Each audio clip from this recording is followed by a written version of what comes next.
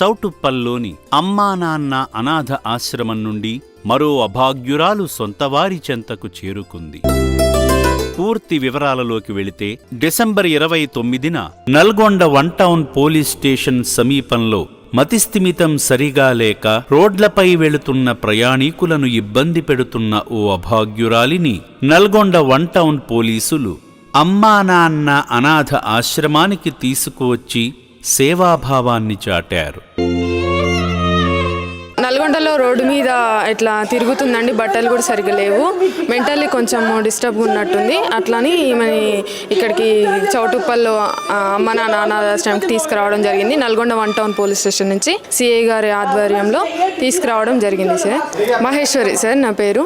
అమ్మా నాన్న అనాథ ఆశ్రమానికి చేరుకొని ఇక్కడే జీవిస్తున్న సాలమ్మ అనే మానసిక వికలాంగురాలు ఆశ్రమంలోని వైద్యశాలలో తీసుకున్న చికిత్స ద్వారా ఆరోగ్యం మెరుగుపడి తన చిరునామా చెప్పడంతో జనవరి 11న ఆశ్రమ సిబ్బంది వారి స్వగ్రామమైన నల్గొండ జిల్లా ఉట్కూరు గ్రామానికి తీసుకువెళ్లారు.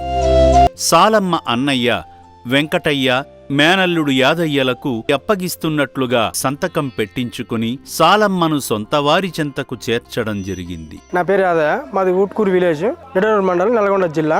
మా మేనత్త అయిన సాలమ్మ గారు ఒక 3-4 సంవత్సరాల క్రితం తప్పిపోయింది. అమ్మ నాన్న వాళ్ళే తీసుకొచ్చి మాకు ఇంటికాడ ఉపయోగపడడం జరిగింది.